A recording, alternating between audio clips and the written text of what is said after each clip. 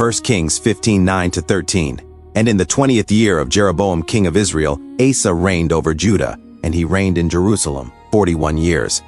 And his grandmother's name was Maacah, the daughter of Abishalom. And Asa did what was right in the eyes of Jehovah, as David his father did. And he took away the Sodomites out of the land and removed all the idols that his fathers had made. And also he even removed his mother Maacah from being queen, because she had made an idol in a grove. And Asa destroyed her idol and burned it by the torrent Kidron. Asa reigns in Judah, 2 Chronicles 14:1-5, and Abijah slept with his fathers, and they buried him in the city of David, and his son Asa reigned in his place. In his days the land was quiet 10 years, and Asa did the good and right in the eyes of Jehovah his God. For he took away the altars of the strange gods and the high places, and broke down the images, and cut down the Asherahs. And he commanded Judah to seek Jehovah, the God of their fathers, and to do the law and the commandment. He also took out of all the cities of Judah the high places and the images, and the kingdom was quiet before him. 2 Chronicles 23:16-20. And Jehoiada made a covenant between him, and between all the people and between the king, that they should be Jehovah's people. And all the people went to the house of Baal and broke it down, and smashed his altars and his images. And they killed Mattan the priest of Baal before the altars. And Jehoiada chose the officers of the house of Yah by the hand of the priests the Levites whom David had distributed in the house of Jehovah, to offer the burnt offerings of Jehovah, as it is written in the law of Moses, with joy and with singing, by the hands of David. And he set the gatekeepers at the gates of the house of Jehovah, so that the unclean in any way could not go in. And he took the commanders of hundreds, and the nobles and the governors of the people, and all the people of the land, and brought the king down from the house of Jehovah. And they came through the upper gate into the king's house, and set the king on the throne of the kingdom. Joash 2 Kings 11:17-18. And Jehoiada made a covenant between Jehovah and the king and the people, that they should be the people of Jehovah, also between the king and the people. And all the people of the land went into the house of Baal and broke it down. They broke his altars and his images completely in pieces. And they killed Mattan the priest of Baal before the altars. And the priest appointed officers over the house of Jehovah, 2 Kings 12:12-14, and to masons and cutters of stone, and to buy timber and cut stone to repair the breaks of the house of Jehovah, and for all that went forth for the house to repair it. Only there were no bowls of silver, snuffers, basins, trumpets, or any vessels of gold or vessels of silver, made for the house of Jehovah from the silver which was brought into the house of Jehovah. For they gave it to the workmen, and repaired the house of Jehovah with it. Ai 18:2-6. King Hezekiah. He was 25 years old when he began to reign, and he reigned 29 years in Jerusalem. His mother's name was Abi, the daughter of Zechariah. And he did the right in the sight of Jehovah, according to all that David his father did. He removed the high places, and broke the pillars, and cut down the Asherah. And he broke in pieces the bronze serpent which Moses had made. For until those days the sons of Israel burned incense to it. And he called it Nehushtan. He trusted in Jehovah, the God of Israel. And after him was none like him among all the kings of Judah, nor who were before him. For he clung to Jehovah. He did not depart from following him, but kept his commandments, which Jehovah commanded Moses. Hezekiah cleanses the temple. 2 Chronicles 29:3-11. In the first year of his reign, in the first month, he opened the doors of the house of Yah and repaired them. And he brought in the priests and the Levites, and gathered them into the east street. And he said to them, "Hear me, Levites, now sanctify yourselves, and sanctify the house of Jehovah, the God of your fathers, and carry out the filthiness out of the holy place. For our fathers have sinned, and did the evil in the eyes of Jehovah our God, and have forsaken him, and have turned away their faces from the house of Jehovah, and have turned their backs. Also they have shut up the doors of the porch, and put out the lamps, and have not burned incense, nor offered burnt offerings in the sanctuary to the God of Israel. Therefore the wrath of Jehovah was on Judah and Jerusalem, and he has delivered them to trouble, to ruin, and to hissing, as you see with your eyes. For lo, our fathers have fallen by the sword, and our sons and our daughters and our wives are in captivity for this. And it is in my heart to make a covenant with Jehovah, the God of Israel, that his fierce wrath may turn away from us. My sons, do not be negligent now, for Yah has chosen you to stand before him, to serve him, and that you should minister to him and burn incense." 2 Kings 22:16-18. So says Jehovah, "Behold, I will bring evil on this place and on the people of it.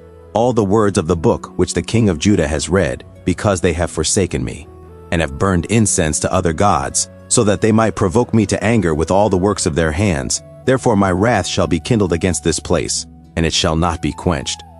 But to the king of Judah who sent you to inquire of Jehovah, so you shall say to him, So says Jehovah, the God of Israel, the words which you have heard. 2 Kings 22:20. Behold, even so I will gather you to your fathers, and you shall be gathered to your grave in peace, and your eyes shall not see all the evil which I will bring on this place. And they brought the king this word again.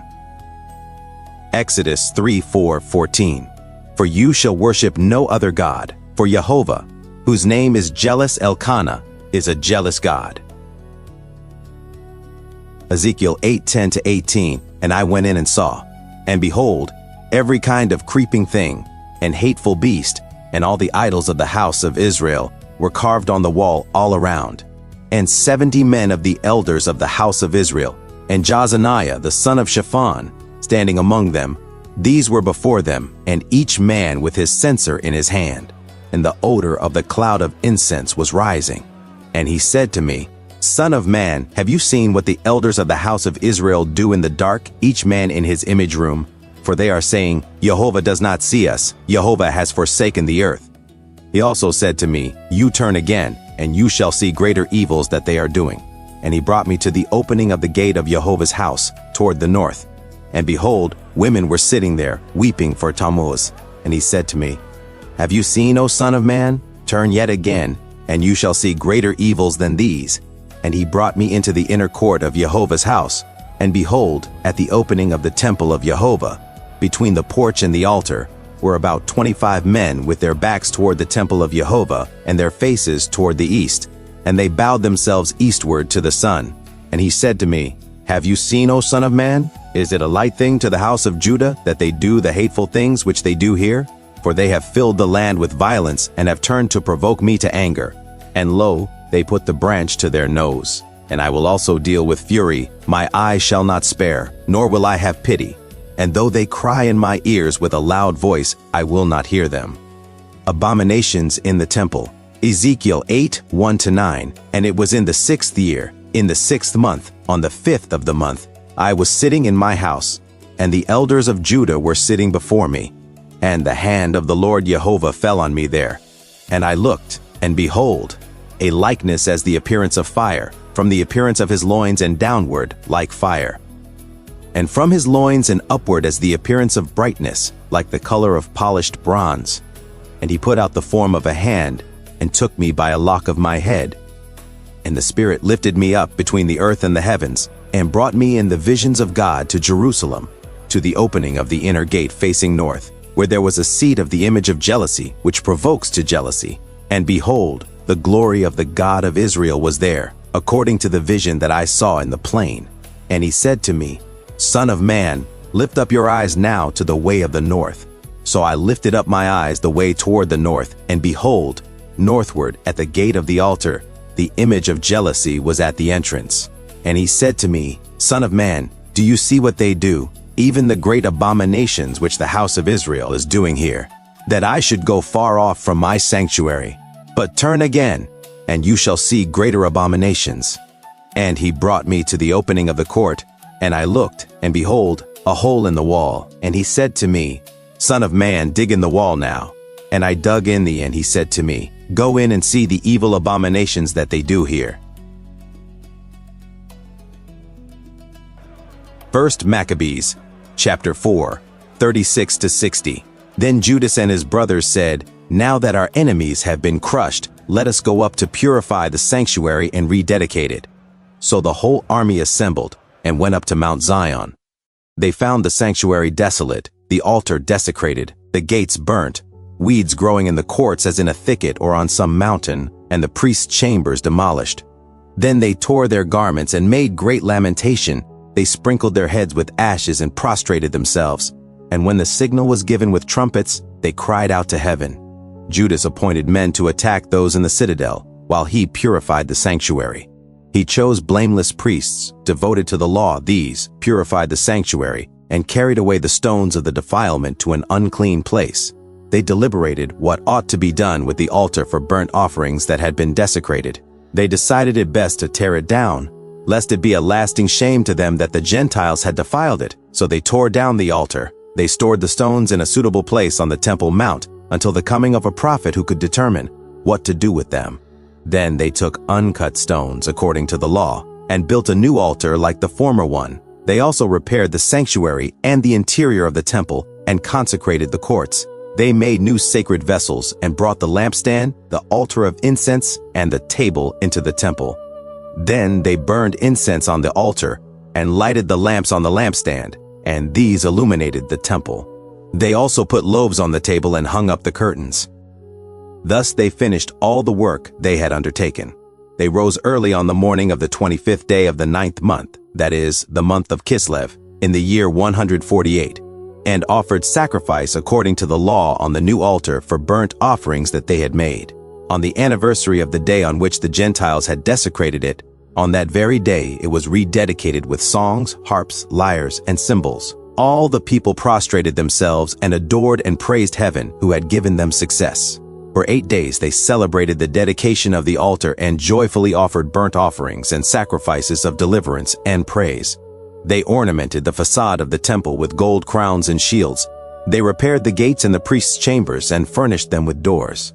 There was great joy among the people now that the disgrace brought by the Gentiles was removed. Then Judas and his brothers, and the entire assembly of Israel, decreed that every year for 8 days, from the 25th day of the month, Kislev, the days of the dedication of the altar should be observed with joy and gladness on the anniversary. This is the feast of Hanukkah. At that time they built high walls and strong towers around Mount Zion to prevent the Gentiles from coming and trampling it as they had done before.